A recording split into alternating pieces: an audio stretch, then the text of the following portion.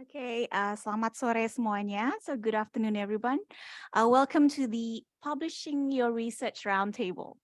So this is the concluding session of this year's Indonesia Forum, Indonesia Postgraduate Network Symposium. And I am Ariane Utomo. I'm the convener of the Indonesia Forum and currently a senior lecturer in demography and population geography here at the School of Geography, Earth, and Atmospheric Sciences at the University of Melbourne.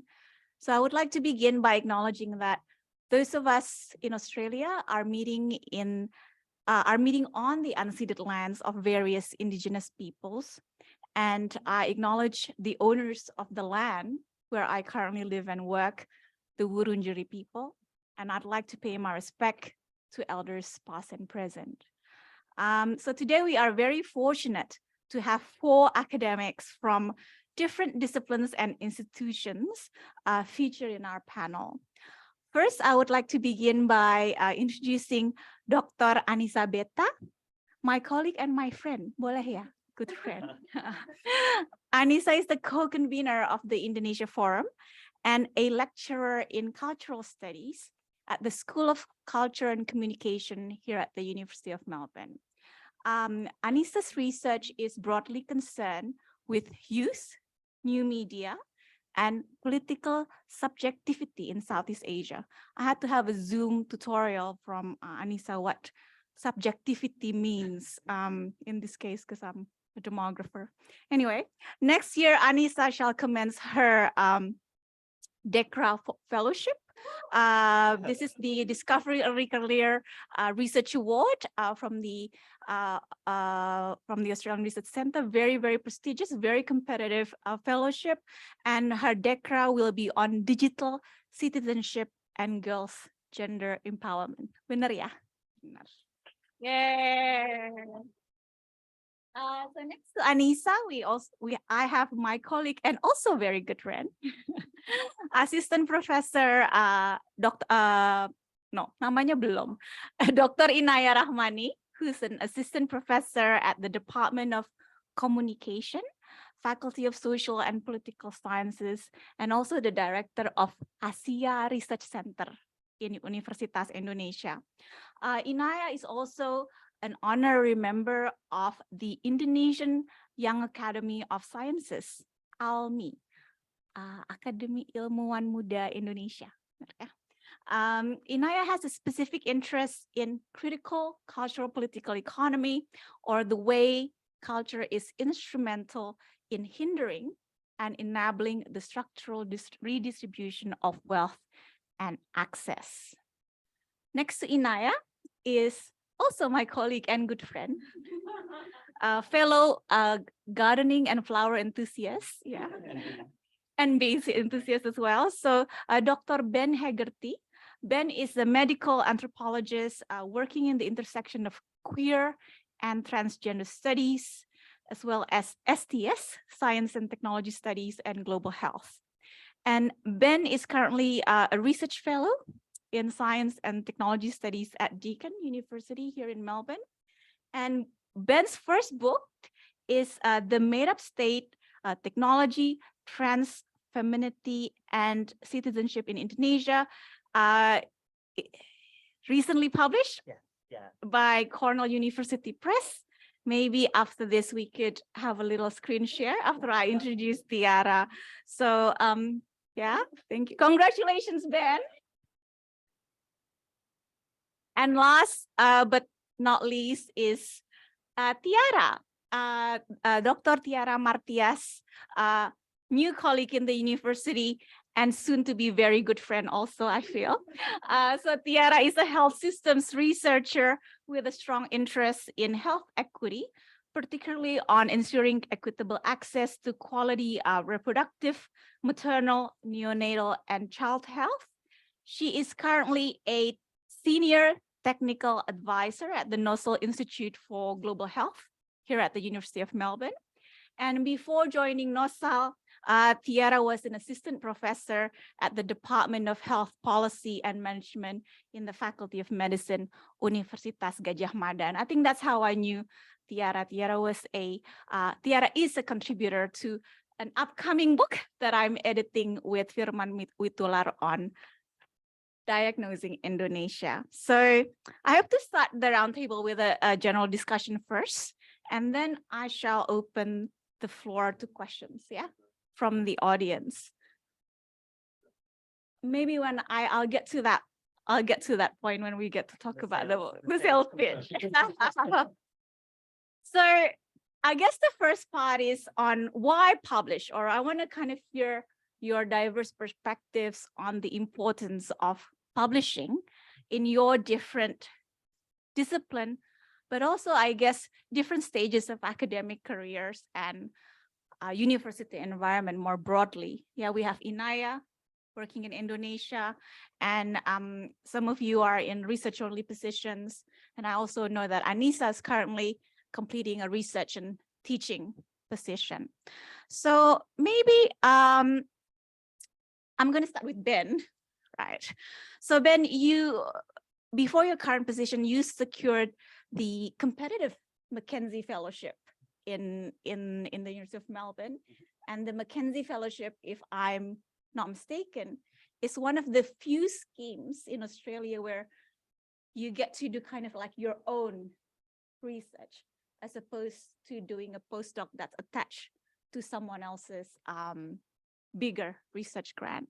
So the question is, how important was your publication track record in your postdoctoral application? Maybe some of those, PhD candidate thinking of doing a postdoc would like to know. Great, thank you so much. Thanks for the invitation. It's great to be part of it. Can everyone hear me okay? Yeah.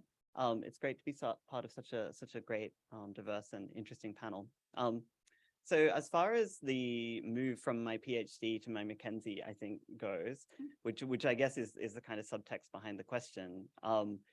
I think there's a couple of different answers to your question. Yeah. So on the one hand, it was important to have a publication record to demonstrate that I had research capacity in the fields that I was hoping to do further research in for the Mackenzie, right? I think that's pretty clear.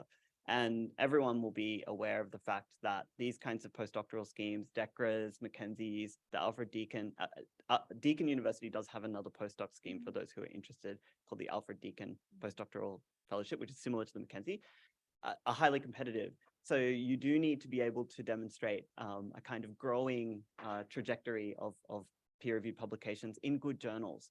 And I think that's the really important thing to say here, is to, throughout my PhD, what I tried to do, although I can talk more about this,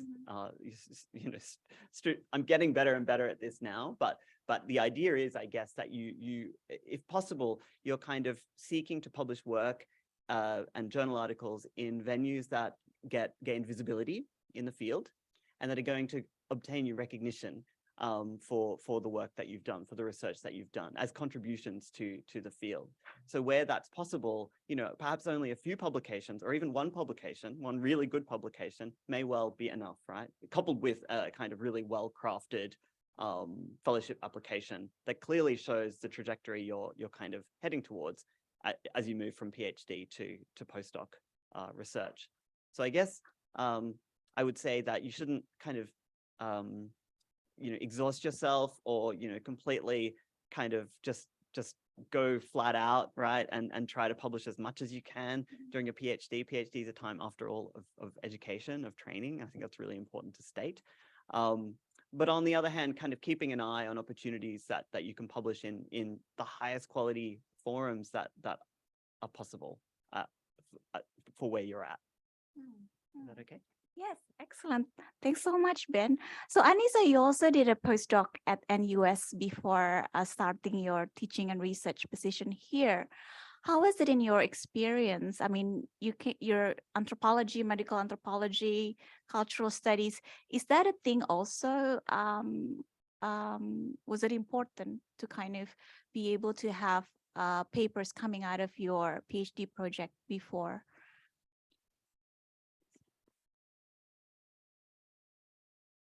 Thanks, Marilyn, for the very good question. I was just at another forum just now in Deakin downtown for a cultural studies association. It's a prefix event, and it was also asking these type of questions. And I'm really grateful that we have this type of forums, because I think we need to demystify the publication process and the work of academia. Because sometimes it seems like everyone is just automatically smart, automatically very sangat berprestasi begitu ya.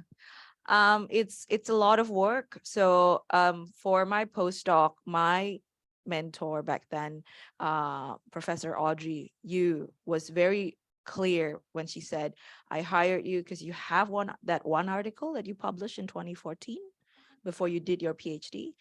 And I know your PhD was good because she was one of my examiner. And I believe that if I give you this postdoc, you'll publish something. And she was really clear that know that postdocs are hired based on potential. And to know that you have potential or not, there are, of course, different components depending on your fields or whatnot. But at least in cultural studies, and I think in anthropology as well, your profile is as important as your research. And how to build your profile, have something that is published. So it was really important in cultural studies, even though so many of us, I have to say, cultural studies scholars often pretend, if I could just being blunt, pretend to, well, we're very relaxed, we're very lefty and all that. Scholarly work is a career, and you have to do something to build your career. If you don't do it, you're not going to have a career. And I think that first thing that Audrey told me was very important, and I still remember it until today, that you're hired based on a potential, especially as an early career, and I need to know why your potential. I know it's not as lovely as you would want it to be from mentors, but I guess I was lucky to hear that and to know that, oh yes, and I need to know that I'm offering something to whomever it is going to be my future employer. So it's really important. Yeah.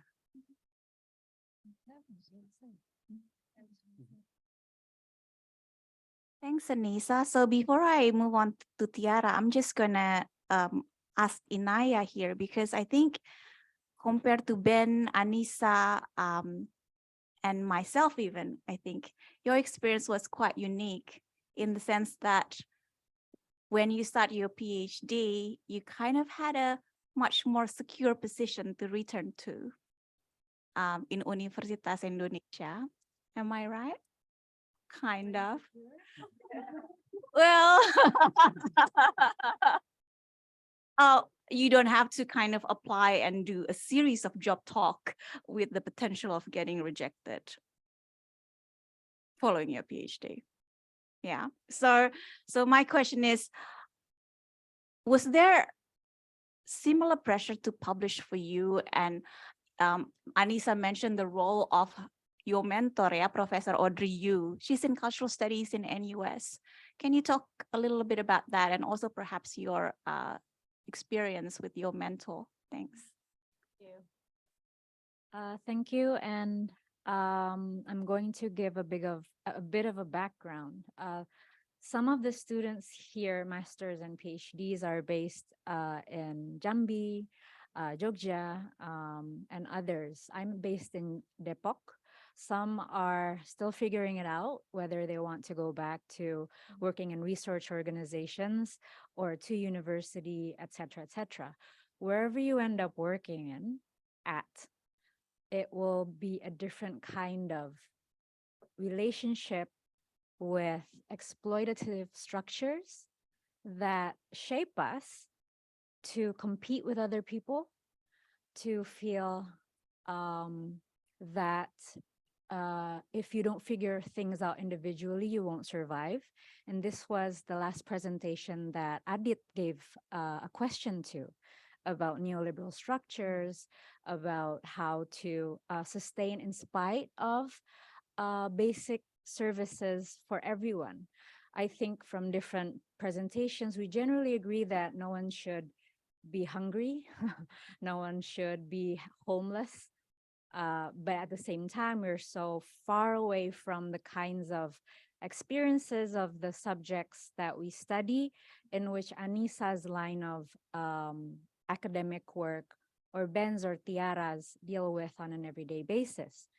In Indonesia and many Southeast Asian countries, campuses are hotbeds for the reproduction of power relations that would give access to some actors to be closer to the elite. So it's batu loncatan. So when I went back to UI after my PhD, I was really ignorant of the fact that there is a line of blue bloods and factions within universities and faculties in which it's like signing a debt bondage. Kayak TKI. So your passport is being held and then you have to take in a lot of teaching load, et cetera, et cetera. But if we isolate our experience from the general experience of the neoliberal academia, Ririn, Annisa, I know you also experience unique relationships, specific relationships with admin structures, with robots scheduling your appointments. And it's a different set of experience that makes you feel alone. So these kinds of meaningful debates, discussions, and being supportive to each other's work, hopefully having the chance to grow old together, or at least in parallel to each other, is valuable and meaningful. So that was taught through a long process with my own mentor. So my actual supervisor was David Hill, who Benny mentioned yesterday. And he took me in as a PhD student because he read my blog, because I rant a lot since I was in high school. So it was a lot of random posts. And then he said, you have the potential to express yourself and your disgruntledness. So it is worth my while to spend that 4 years, because actually I'm not taking in PhD students at the time being. When David retired, he handed over that role to Vedi, also a friend, one of my closest friends and teacher, who experienced 80s activism, 90s regional competition, academic labor markets, and in US, and then we met in Murdoch University. So Ken, who was here this morning, has a very different relationship to Vedi's generation compared to myself, but Vedi showed ways around the ropes to deal with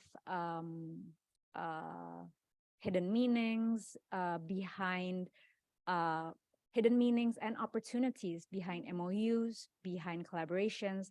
And the importance to publish for Indonesians is so that you have equal footing to collaborate with partners from other countries and be part of a regional and global movement, so that public universities are protected from either political interest or economic interest or the kinds of precarities that we all experience. So you need to publish perhaps less about career advancement, but so you can speak the same language and be part of the same boat. Because actually, if you look at it in a structural way, we are facing similar kinds of oppressions within neoliberal academia. So sorry for the long answer. Okay. Perfect, so insightful, ya. Kayak serupa tapi tak sama, ya. Senasib sesedih-sedihnya loh. Kok jadi berpantun? Okay, so I'm going to turn to Tiara now. So Tiara, I guess you suggested that when I extended the invitation that you would like to kind of share your experience as, I guess, the most recent graduate in the panel, but you already have like a very impressive list of publication. And when looking at, I guess, modes and ways of collaboration, I guess it's quite different where you are, right, in public health compared to, I guess, where Annisa is at, or Ben in anthropology, cultural studies. Can you share a bit about your experience, Tiara?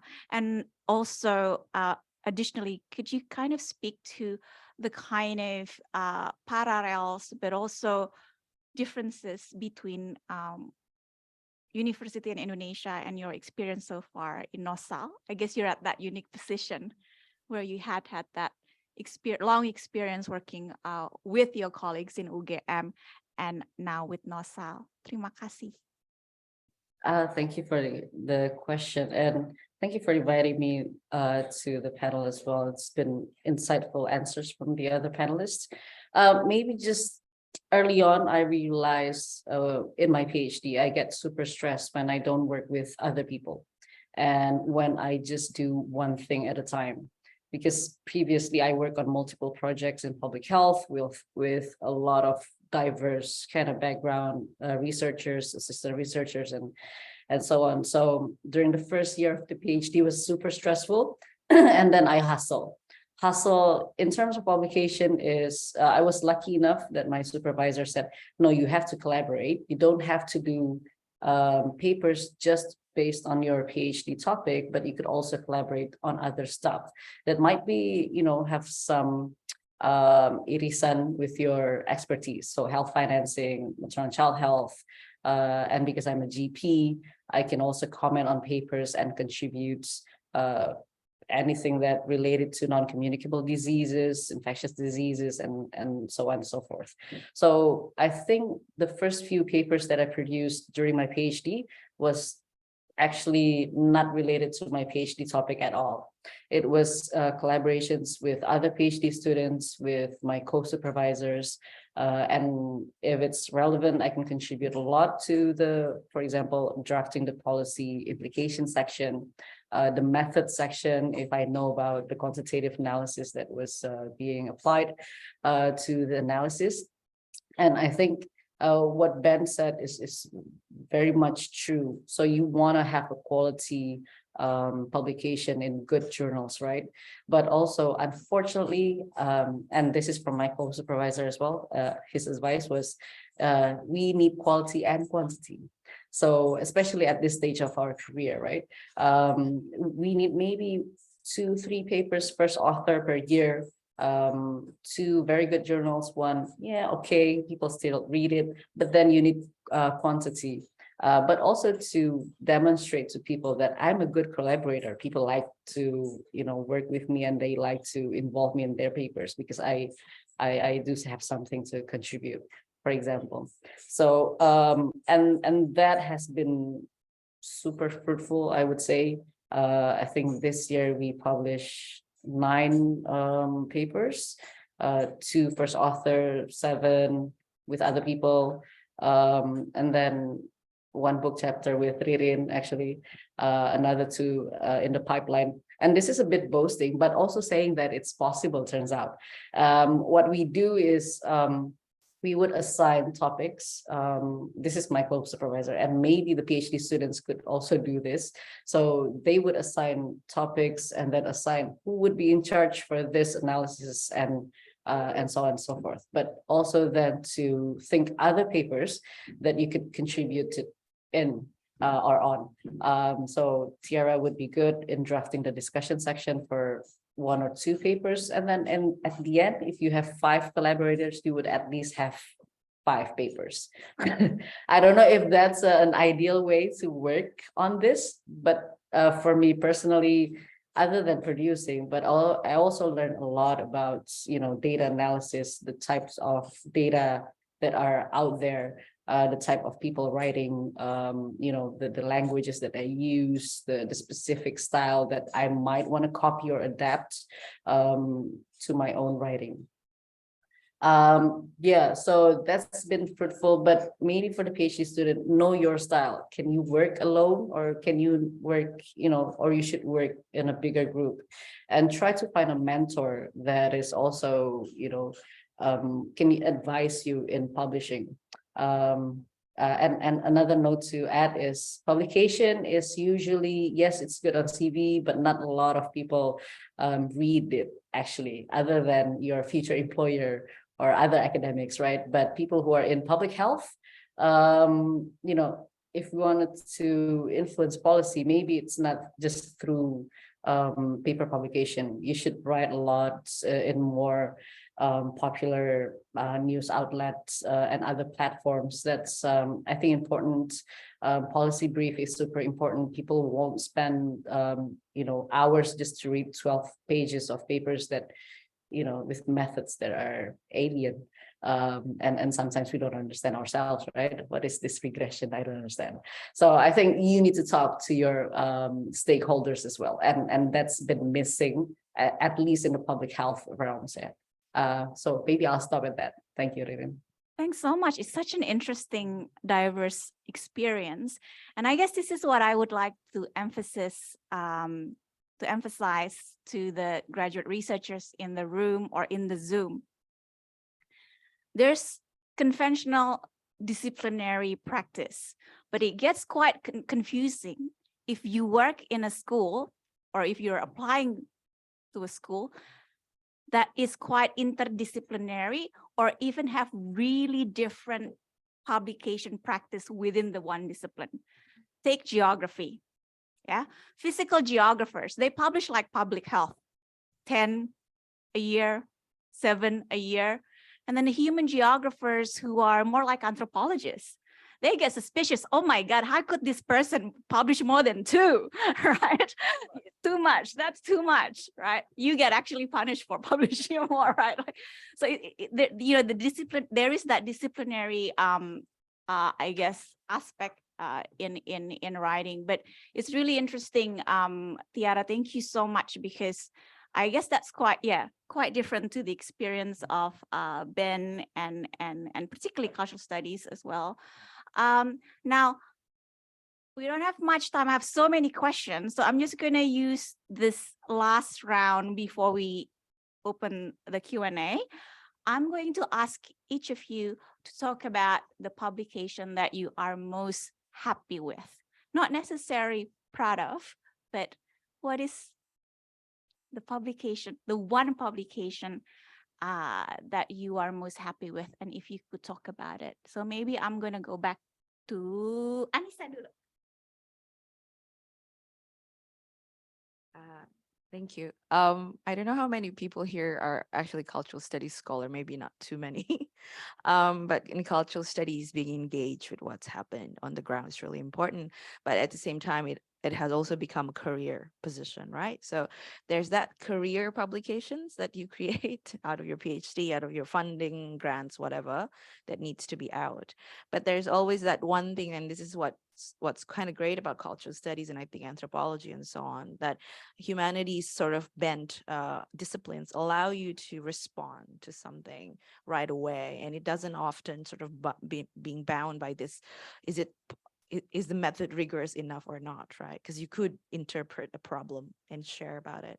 And I think sorry for a long answer, but anyway, a publication that I was really proud was actually written not planned, because I usually have a publication plan for a year. It was actually asked by Professor Kwan Ching Chen from Inter-Asia Cultural Studies as a response to COVID-19. And he was asking, do you want to write something? And I thought, like, all right, what do I want to write about? And I was so pissed about Stafsus, so pissed when they were selected, really angry. And then when he asked me to write about that, I was like, how does it make sense with COVID? And I literally wrote the article in 1 week, the core idea, and then polish it up barely in 2-3 weeks. I was really angry. And then it got published, peer reviewed, published, and then the conversation picked it up, and it was one of the most read article. And I'm not saying the quantification that matters, but it was the anger that allowed me to write quite well. And I think the field that we have allowed that to happen. And I'm very happy about that publication. So, if the participants here are interested to read it, can you give a plug of where they could download that from, the journal and the title? You could DM me and I'll send you a copy. It's an Inter-Asia Cultural Studies journal. The title is Politics of Youth Survival. It's open access, so it should be downloadable right away. Terima kasih. So that was a recent paper. 2 years. Well, in pandemic time, 2 years is yesterday. So, how about you, Ben?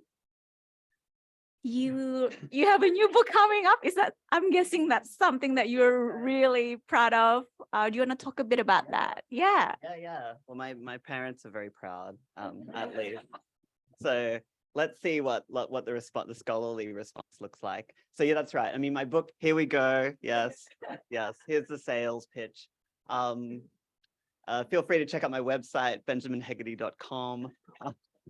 You can get a link direct to the publisher website, which is Cornell University Press, who did a fabulous job with the cover. I think it's a really lovely and evocative cover that draws out some of the themes of the book, you know, trans femininity, of this kind of dynamic experience of developmentalism, particularly in and around the 1980s. And the photograph on the cover is of one of my closest friends in the field, Bunda Yeti, in Jogja, who some of you might know, I don't know. And from a personal collection of photographs that I was lucky enough to be able to, I guess, locate and scan during fieldwork back in 2014.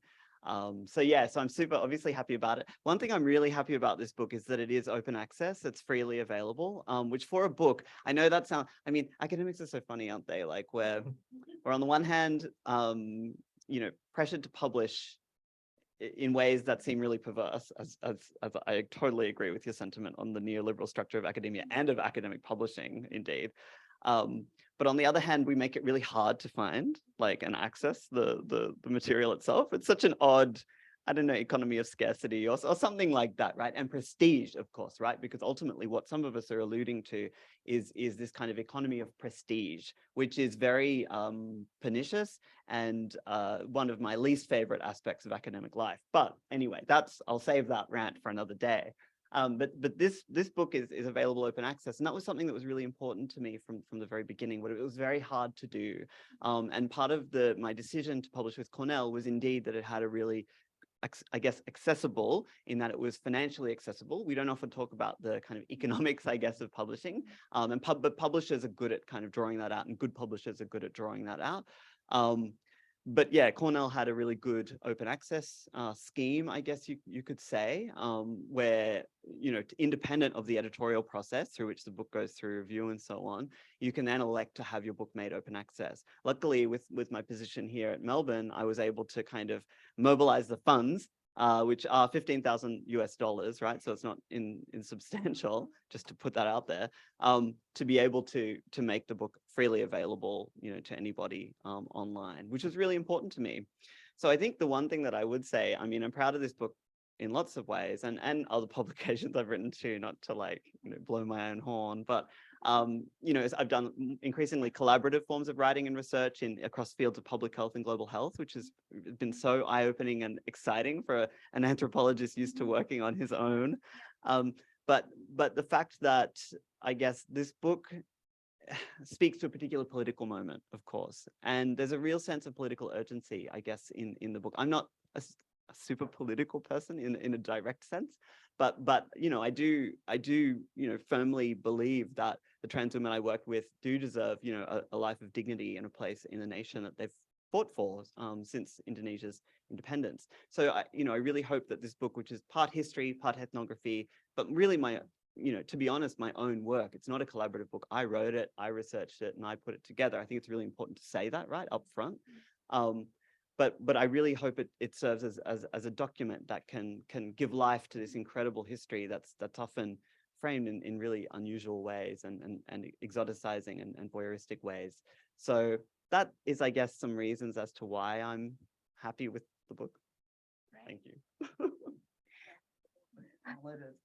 Thanks so much. And also, it's such a nice contrast to Annisa's article on StaffSUS, right? Because the opportunity kind of came in that moment, as you said, because of COVID-19, whereas you mentioned that the field work already began in 2014 for this book. And it just came out. It's just coming out in a couple of weeks. So that's almost 10 years from. So yeah. So you. Selamat. The interesting thing. Yeah. the interesting thing there, and the nice thing about scholarly work is you never know when it's going to come in handy, right? And you never know when work is going to be a hot topic or not. So that's just a plug for working on, so-called minority or arcane topics that, some people might say, why do you study that? That's not relevant at the moment, right? But who was to know, right? Trans and queer and LGBT issues in Indonesia would become massive following a massive concern and a massive and really crucial political concern following the period of research for this book. I think that's so important, and I think really pushes against the neoliberal framework of academia that we have, which is very short term, really. So for all of those of you working on all kinds of excellent topics, go for it. Right. So this question of urgency, what's the urgency? We get asked about that a lot, particularly when we're trying to kind of pitch and I guess put up a research proposal. So before turning to Inaya, I'm going to ask Tiara. I cannot see Tiara anymore. No, there you go.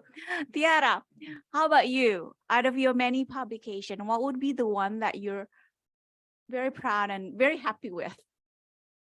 I thought about this. Yeah. I thought about this while Annisa and Ben were answering. And I think it has nothing to do with the journal publication that I did recently. It was actually a report that we did for Bappenas and the MOH on why Puskesmas funding is always delayed. That particular report managed, well, not just that report, this has been like UGM's work for 2-3 years. That particular report managed to help change one of the regulation on funding distribution from national level to provincial, district, and Puskesmas. So can I help a bit to mitigate or alleviate the funding distribution delays for funding that is called BOK, which is biaya operasional kesehatan or something like that. So I was happy that even though I didn't lead particularly that research, I was younger, much younger back then, but I felt that I did something that, provided the evidence needed for the MOH and Bappenas and CAMNQ to actually change something for the betterment of Puskesmas operationalization. So I thought I'm okay with being like a small nuts and bolts in a much bigger system. Nobody would know that I did that particular research, but something changed, because in our work as academia, and particularly in public health, change is rarely tangible, or it's tangible but it takes a long time. So you sometimes wonder, I published 10 papers. Did I make any, improvement in public health in Indonesia, globally, wherever? Not really. As I said, our publications, not a lot of people read it, except for our, bosses and supervisors, right? But once you get that feeling, oh yeah, I helped change that. That's what I'm most proud of, probably. Over to you. I'm proud to be your friend to be. No, it's funny, Tiara, because almost every day I ask the same question. Am I really writing this paper? Is someone's like, anyway, this existential question that we deal with every single day. So last but not least, Inaya, how about you?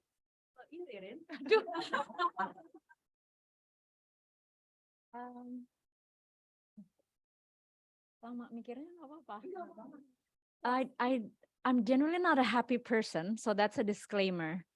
And one of the ways to cope with that is to see it as a process and to find those meaningful moments during which you feel just less alone. And in really, really fleeting moments, you get to, like Tiara mentions, alleviate someone else's suffering at the same time you do yours. And some of those are in publications. It would be an easy choice to say my manuscript because I wrote it when I was, so my dissertation is as old as my son. He's now 14. I breastfed him as I wrote the first chapter.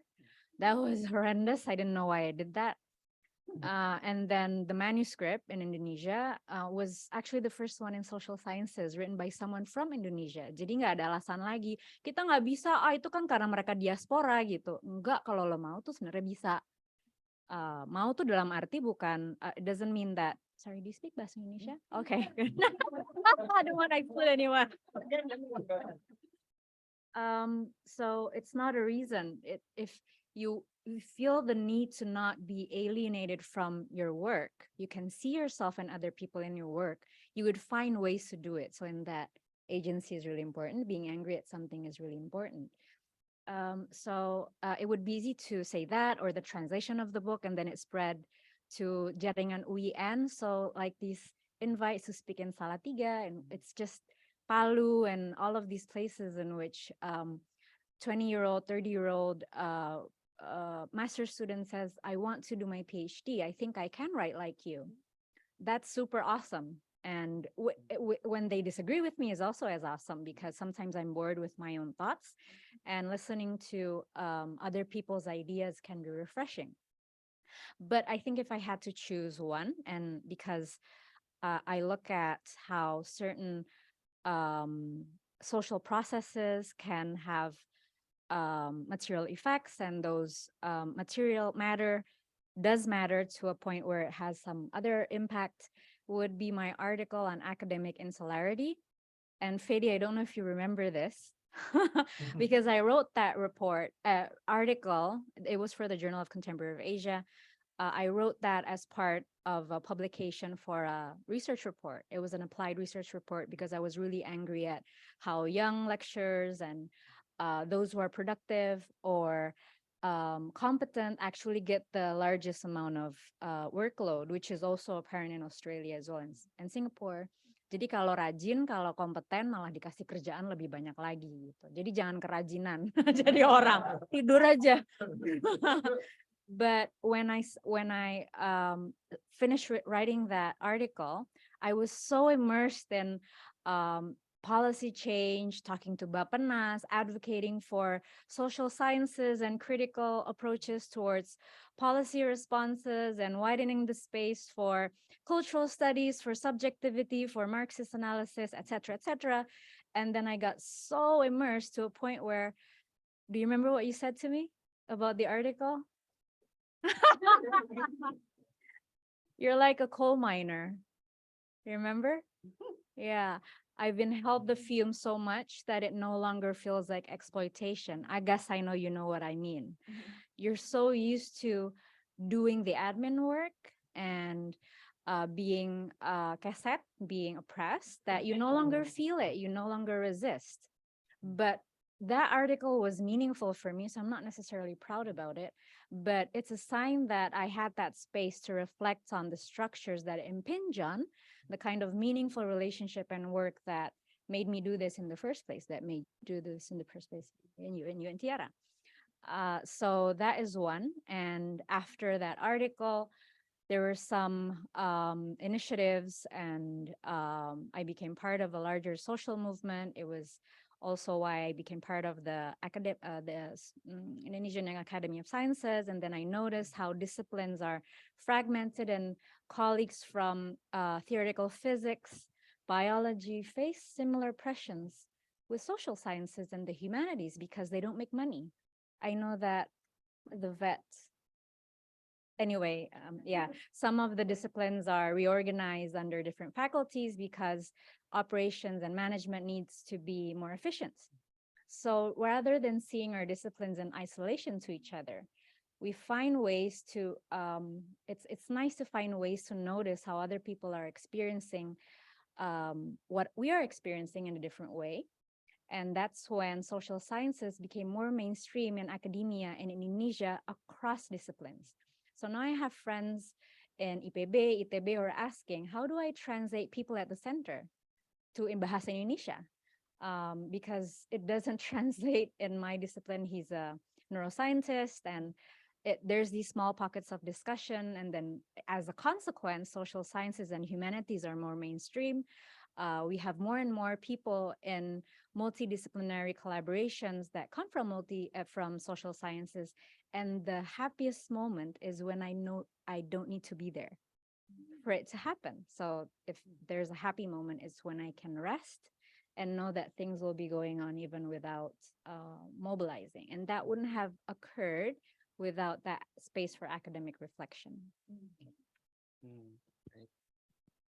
Aduh, thank you banget. Jadi key takeaway-nya, right? Apart from having that village, like a group support network where you have the opportunity of interdisciplinary nulis bareng, nangis barengnya juga perlu ada ya grupnya ya, to kind of reflect upon the challenges, opportunities, and structures of oppression that's pervasive across disciplines everywhere. Oke, kok jadi suram? Oke, let's move on to Q&A. Oke, Dana, and then Mbak Dian Fatmawati. Oke. Kalian ngambil minum. Thank you so much. Okay, thank you so much for the opportunity, and thank you so much. I'm really grateful for this special roundtable session, especially because there's an actual roundtable here. So my question is, the first one, have you ever had an experience with reviewers telling you that, you know, they can't publish or they can't take you in with their journal, but they only give you technical suggestions or technical reviews or revisions? Because this happened to me with my last work. I was trying to publish it with violence against women and women in Asia, the journals, and they only gave us like very technical suggestions. So we're like confused why we can't publish it with you. And then secondly, I was once in a similar session a couple months ago, and I was told that don't waste your time trying to get published in like a local journal, because my question is, would you agree that publishing locally or nationally in this case in Indonesian journals is completely useless? Thank you. Dana, kemudian, and then Jonathan can read the question.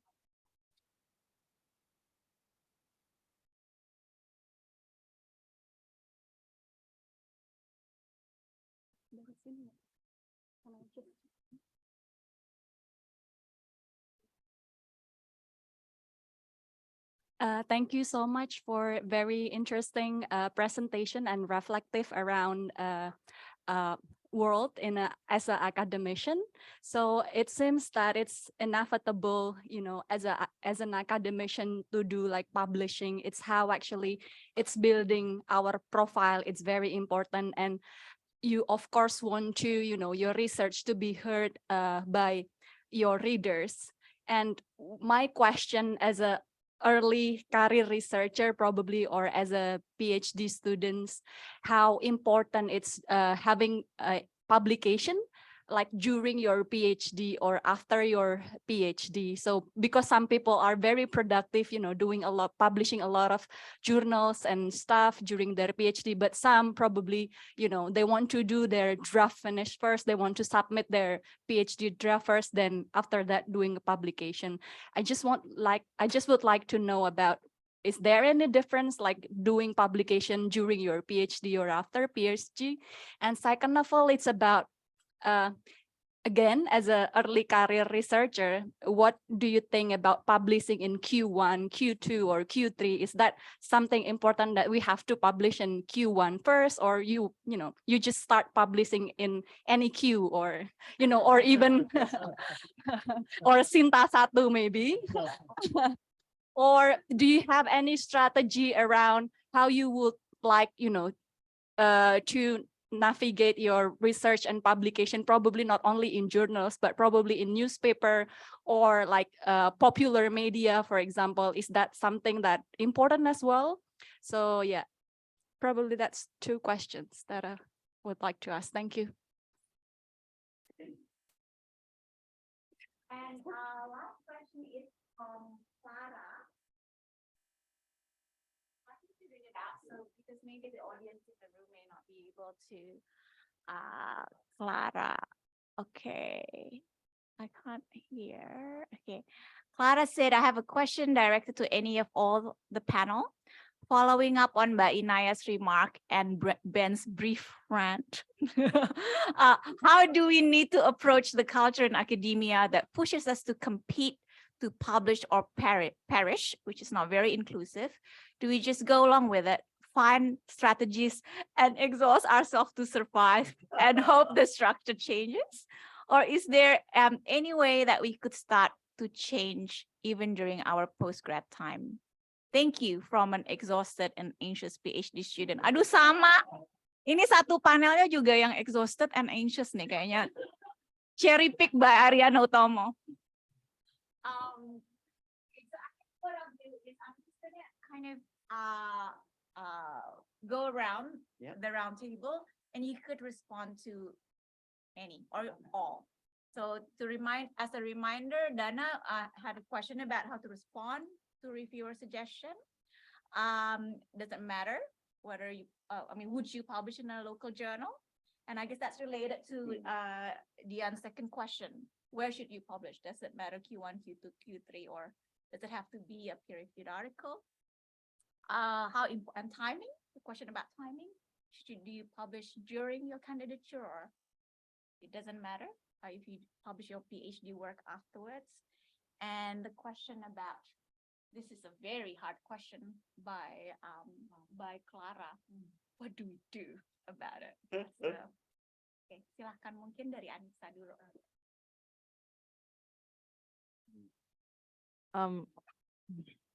How do I approach these questions? Then I don't know the answer about the technical reviews. I haven't had that experience, so I can't say anything to it. But I think Tiara might have, because I've heard Tiara chat about technical feedback, especially in fields that are very focused on methodology and so on and so forth. But perhaps I could just start the answer in this panel, and I'm really looking forward to both of your answers and also Tiara, to really push everyone's here or everyone's on Zoom to really think why you're doing your work. And I know it's an existential question, but it is a question that you need to answer in every step of the way of your study and your career. You cannot have the right answer right away. You won't have it now. You will continue to answer the question. And to me, why I'm in cultural studies, and I'm going to have my serious face on right now, is because I'm very serious about politics of knowledge production. I know this because I am from a lower middle class family. I know how important knowledge is for my father and my mother. So knowledge changes their position. Of course, the context of the state, society, so on and so forth. But without knowledge, they couldn't be where they were. So to me, I take it very seriously who has access to knowledge, who gives them access, and how the knowledge that they already have is being treated by others who are the experts. So how important is it to publish during and after PhD? This is a question that you can answer, Diane, by asking yourself, why am I publishing at all? Why am I doing this PhD? Am I doing this project for my career, which is okay? People need money. You need to survive. Or because you care about the people that you work with? Because at least those two responses will provide two very different set of achievements and set of strategies of how you approach publication. So if you care about the people you work with and you think your work matters, and you're not going to change the world right away, as Tiara said, but at least you believe that it will do something, what you're going to do is to see yourself as a writer first and foremost. You are a writer. You're going to write things that you know about. And it so really matters to me, and this is very personal to me, that everything that I publish can be downloaded by everyone. If it's locked behind a library or whatever, they can contact me. I'll give it to them right away. That if it's translated to the Conversation, Kompas, koran-koran lain, that it is readable, that I'm not undermining other people's way of understanding things. So I'm very committed to this, and I'm never confused about writing, because I'm very passionate about it. I write because I want to write. I write because it's urgent to me. It's not urgent to other people, and that's okay. And publishing peers and also answering your reply on Indonesian journals. You see, people who say those things are people who don't care about the knowledge that they produce, I think. And I'm just going to be very blunt, because if you care about the knowledge that you produce, it's an easy strategy. You publish parts of your work in Indonesia, parts of your work in the tier Q1, Q whatever, right? And so one is for your career, one is for the people in Indonesia. Why do you have to make it seem so rigid? We are people. We can strategize. We can share as much as we want or as little as we want if you're greedy.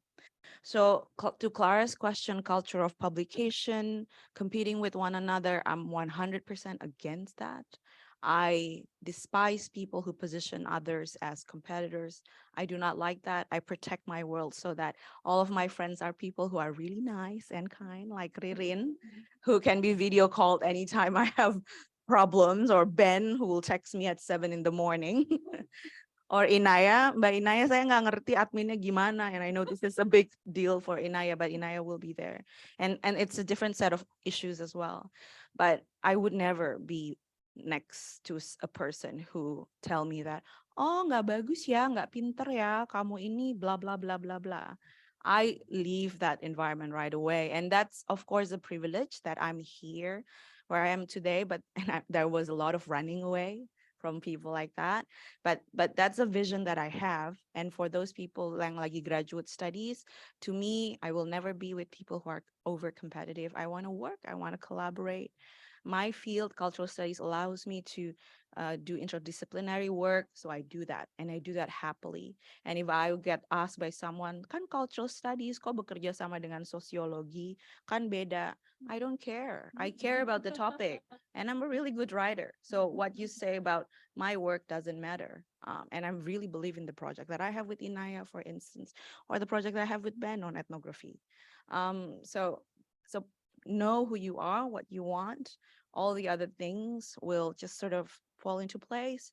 That's not an easy answer, but I think karena tadi juga baru dari acara cultural studies, this type of existential questions matter, and you need to actively answer them at every step of the way. Thanks so much, Lisa. Inaya. Ben dulu.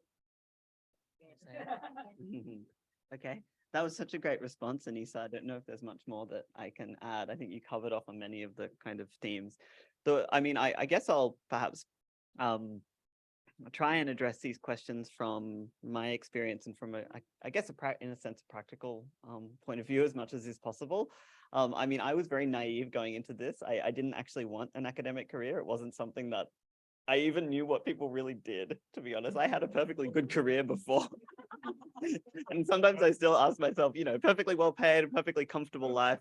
And then I did this bizarre thing of starting a PhD when I was, well, this is not very old, but 30, right? So I wasn't just straight out of undergrad and went straight into a PhD. I had a good career and a life and etc. And then I decided that I really, you know, I'd done some postgrad and masters, and then I decided that I wanted to do a PhD. And it kind of like one thing led to another, and things continued to consolidate. But I think so in that sense, I didn't really have a sense of like just how awful academic kind of emphasis on say, you know, rankings of publications, of this kind of measuring journals by quartiles in that. I had no idea of that. That kind of came later when I started here, although it's not too bad, but certainly it's probably similar to everywhere. You know what I mean? Like all universities have this kind of discussion of like where you should publish and why you should publish, and I just don't think it's very healthy or helpful guide, to be honest, intellectually or socially, to kind of frame writing in that way. I've always tried to see my writing as like I try and be the best writer I can.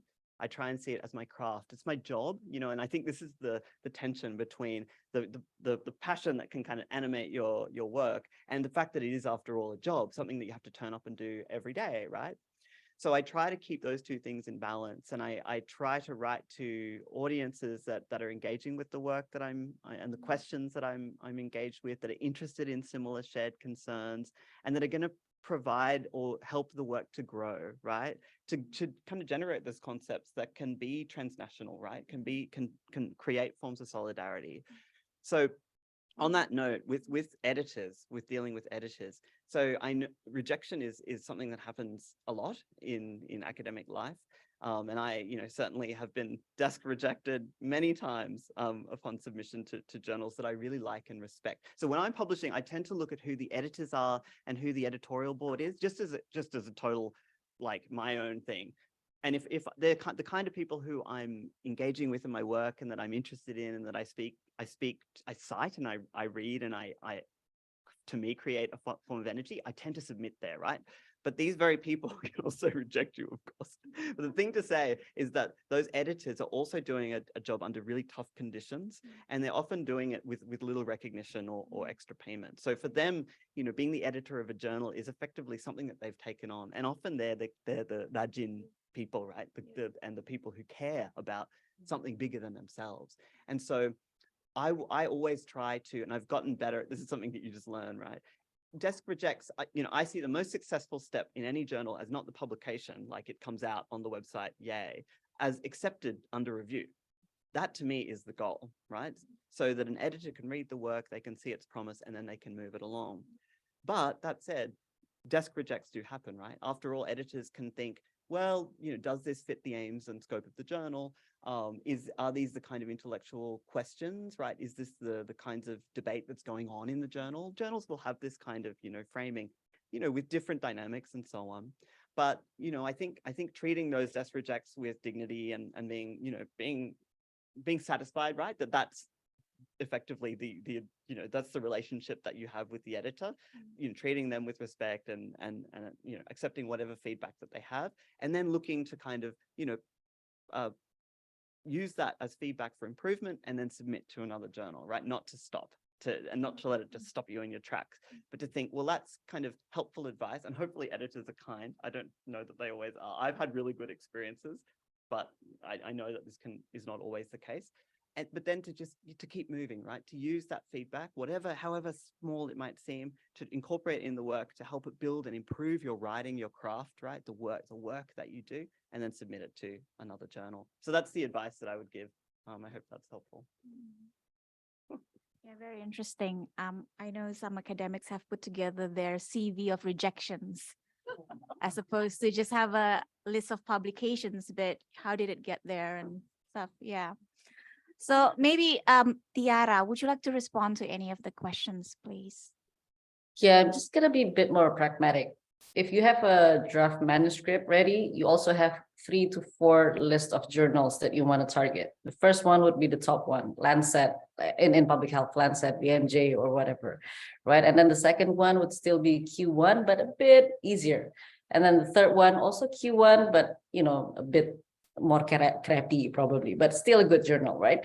So, and don't take it personally. I took it personally, like, no, this is not, my work, 6 months, and then no. And then if they say no, move on to the next journal. And the next journal would say under revision, probably. Great. And then work on that. But then even if the second, third, fourth say no, move on. If you believe it's a good work, your supervisor say so, just move on with it. And then about feedback, sometimes people have crappy days as well. So sometimes they have crappy feedback. So don't take all feedbacks as, genuinely useful feedback. It might not be, they might not be in the field. I've had reviewers saying that you should redo the analysis when they don't know what they're talking about. So you just politely say, while we appreciate this feedback, I don't think this is whatever, right? And then learn from your supervisors to make a very diplomatic answers or respond to reviewers. That's also key. And there are a lot of arts to do that. I just learned like recently, you can say no politely and then say, no, they don't know about this field, but thank you, and sometimes that happens, right? Without being, this is not being cocky, this is just being pragmatic, and sometimes people are not in the field. And then to respond to whether you should publish PhD or not, I also learned this the hard way. The important thing is consistency. So you don't want any year in your CV that you didn't have any publication. At least you have to have one or two, right? So try to plan that accordingly, even though, yes, we do want to finish our thesis first and whatever, but again, thesis, how many people would read your thesis? Your reviewers, 2-3 of them, your supervisors, 2-3 of them, and that's it, right? And then the other students who need to copy someone else's thesis, because that's what I did. Look at the thesis repository. How do people write their thesis? So, okay, this is what I should do. But yeah, but your publication is important. And then you have to think, oh, maybe the first year I'm gonna do scoping review, which is kind of easy and doesn't really depend on data that you're going to collect or data you're going to analyze, right? So at least for the first year, you have that in your pocket. And then maybe you can collaborate with some other students or ask your supervisor whether you can help, help draft a paper, even though in a minor thing, you can be like the 5th author or whatever.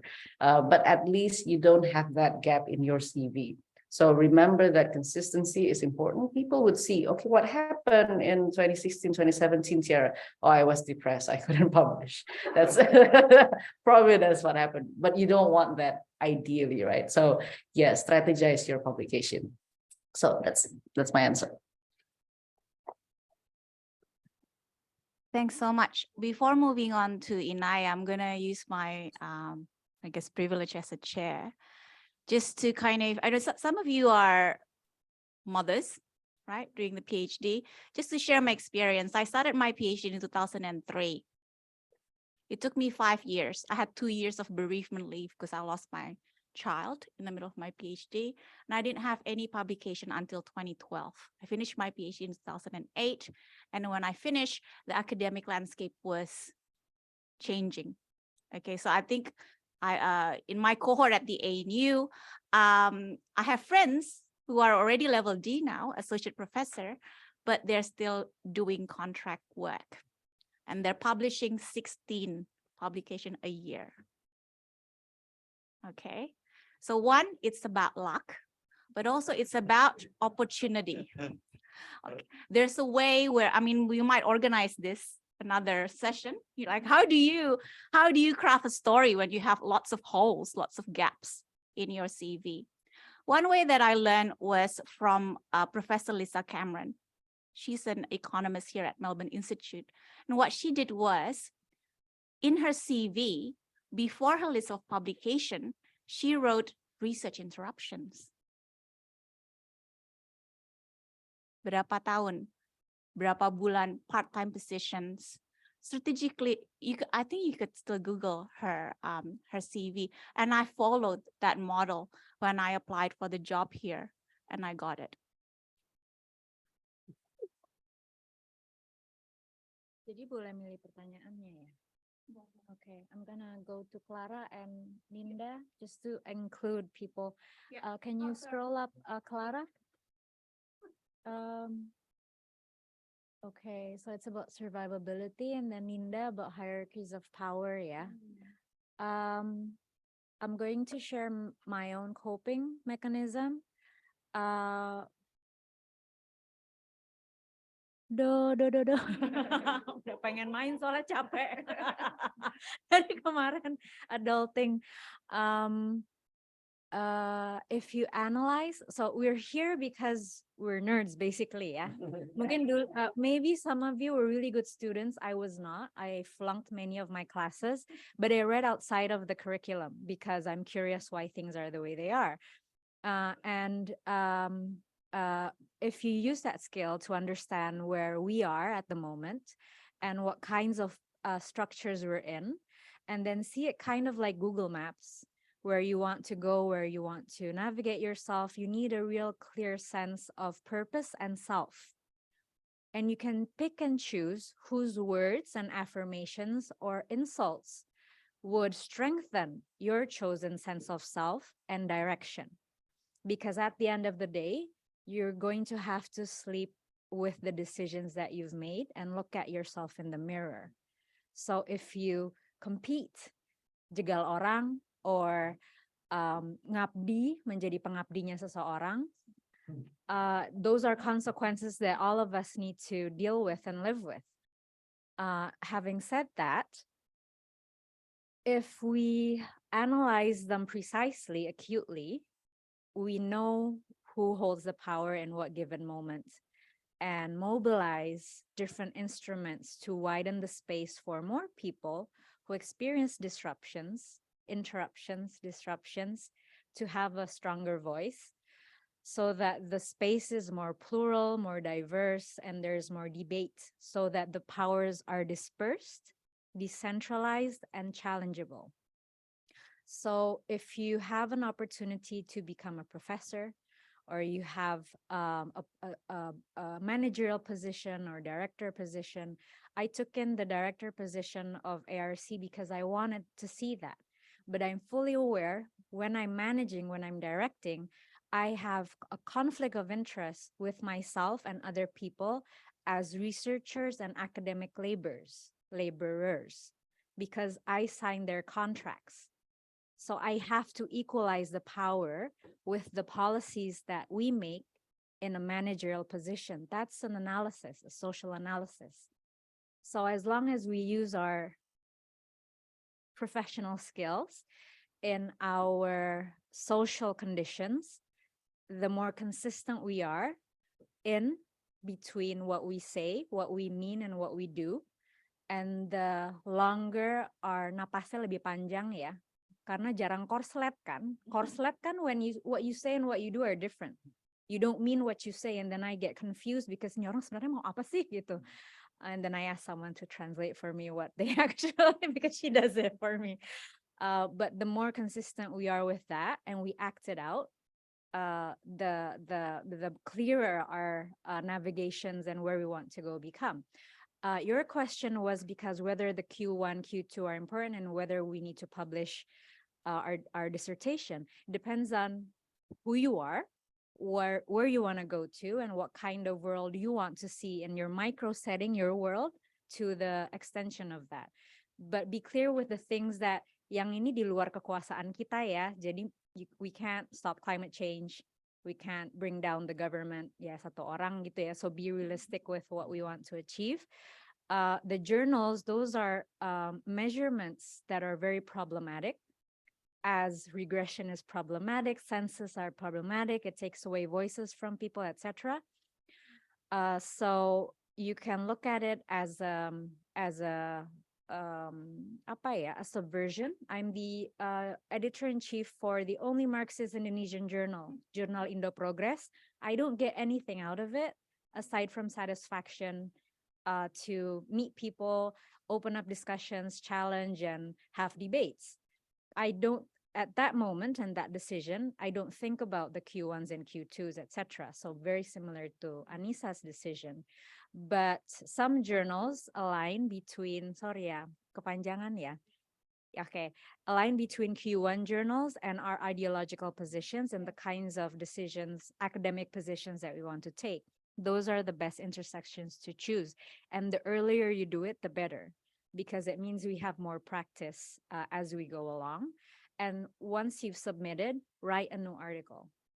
And just have it going, churning. Jadi kalau bisa beberapa artikel sekaligus di saat yang sama, not as a goal, but as a practice. Ditolak juga nggak apa-apa, tapi dikerjain aja terus gitu. Kamarnya dibersihin, tempat tidurnya dibersihin gitu kan ya. You do it every day as an everyday practice rather than a target. Okay, thank you. Maaf ya.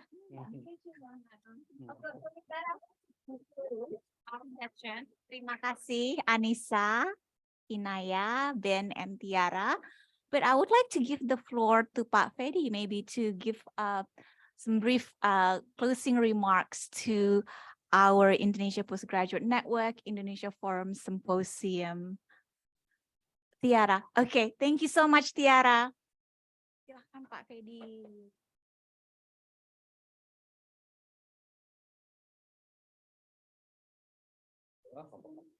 Thank you very much. Is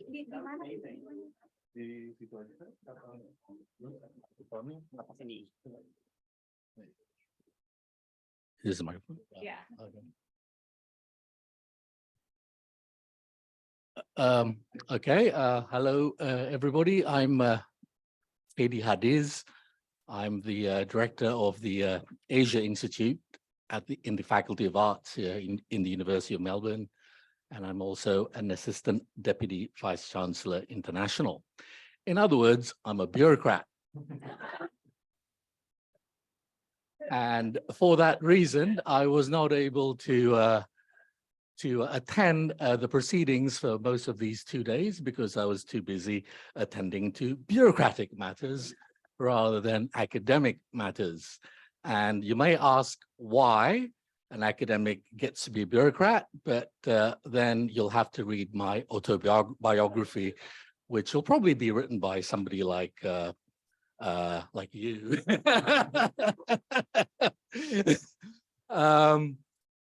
Look, frankly, first of all, you know, I'm not quite sure why you do need a bureaucrat to close this, because it seems to me like you're participating in your own neoliberal oppression by inviting a bureaucrat to close something that is perfectly closable amongst yourselves. But because Ririn and Annisa asked me to show up, I figured, well, why not? I'll come before I go to the Nick Cave concert tonight, which is where I'm heading tonight, by the way.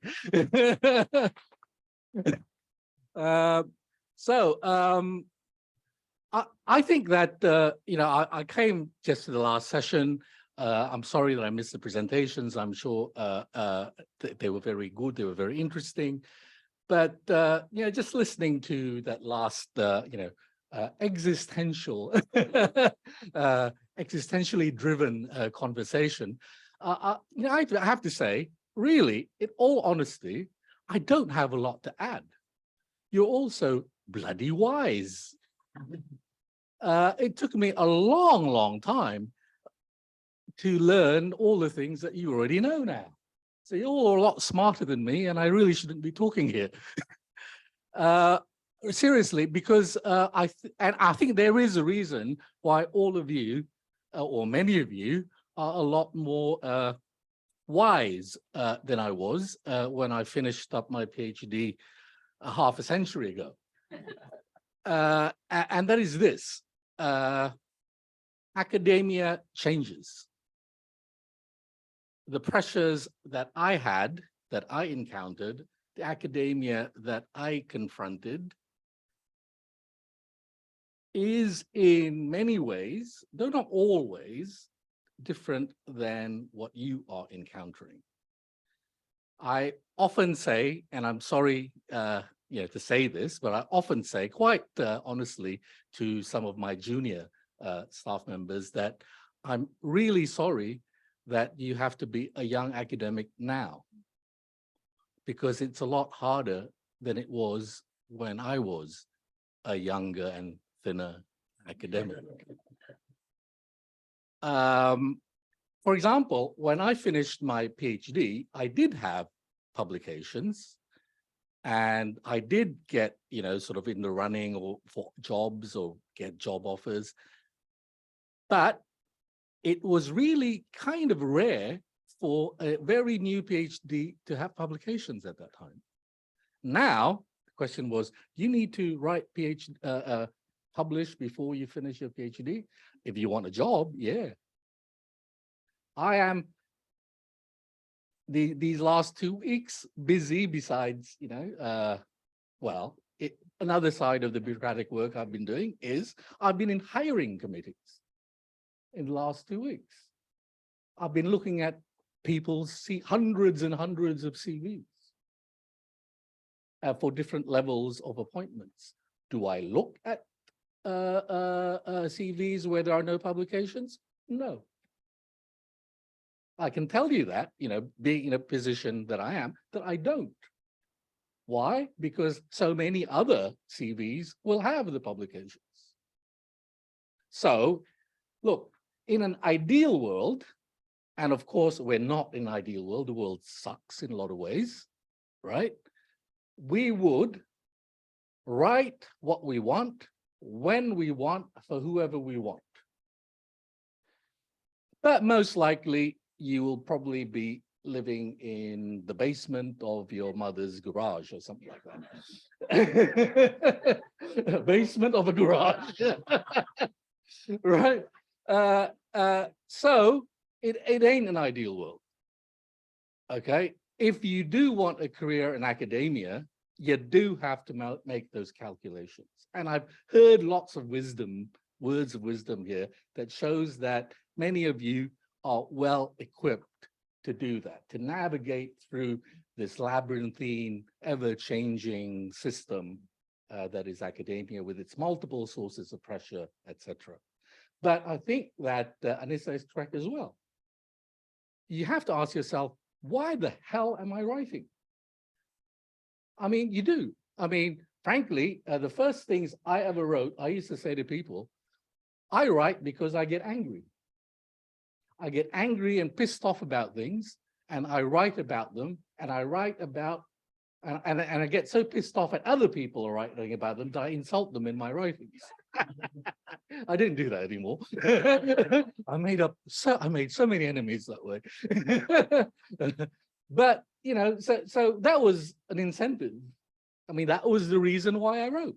I was angry, you know, at a lot of things.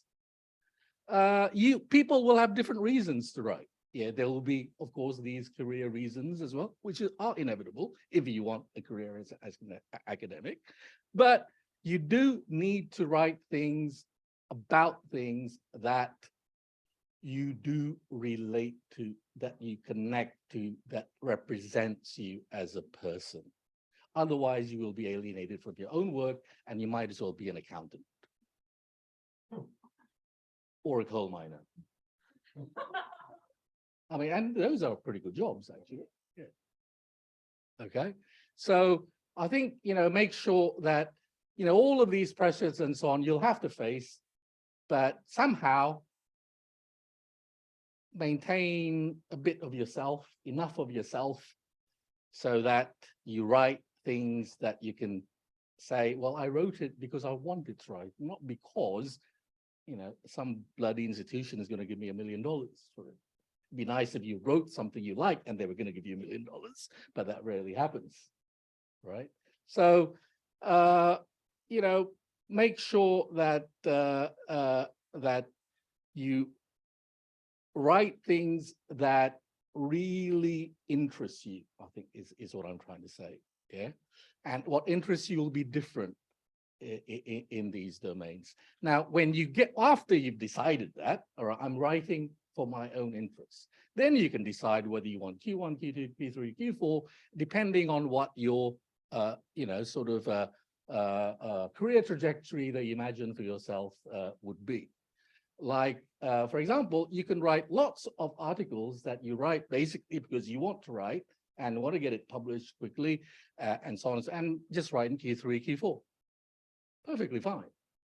But if you want to, as I did when I was an angry young, I'm an angry old man now, but I used to be an angry young man. I realized that I actually had to write in some of the journals that mattered, and maybe write books that would actually gain people's attention, because otherwise I would not have an impact on the debate on the things that I am interested in and I was angry about. And therefore it would be self-defeating to do that. And that's what I did, but not everybody has to do that. Okay, so anyway, choose your path, choose it wisely, remember the terrain that you're in. Yes, try to be as much as possible, and I know it's difficult now, true to yourself in some way. And when that's difficult, yes, I think it is important to actually have colleagues, if not friends. If friends are too difficult, at least colleagues. Okay, because I think that you do need that to sort of be, I don't know, you write something, the editor says, that sucks, and then you go to your friend, you know, who'd be more, you know, sort of understanding. So, well, I think the editor's right, but you can do 1, 2, 3, 4.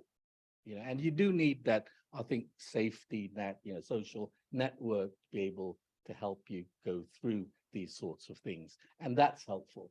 The other thing I would, last thing I'd like to say, Brilliant, before everybody goes and I go to see Nick Cave, is that all of you now are in a stage where you're, sort of graduating or newly graduated or whatever.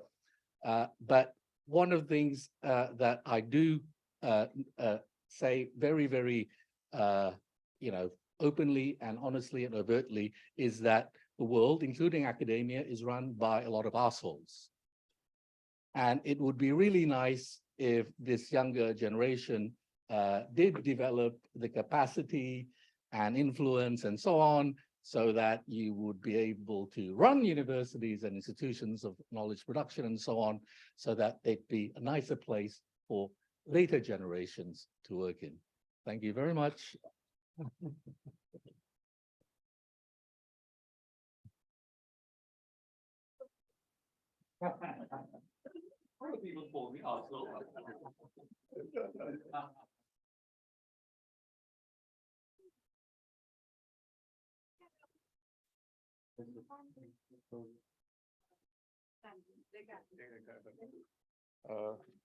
I dare not follow a speech by Prof. Vedi Hadiz, so I will just say thank you all for attending. Thank you everyone who is here. Thank you everyone who helped out, and thank you for all the panelists.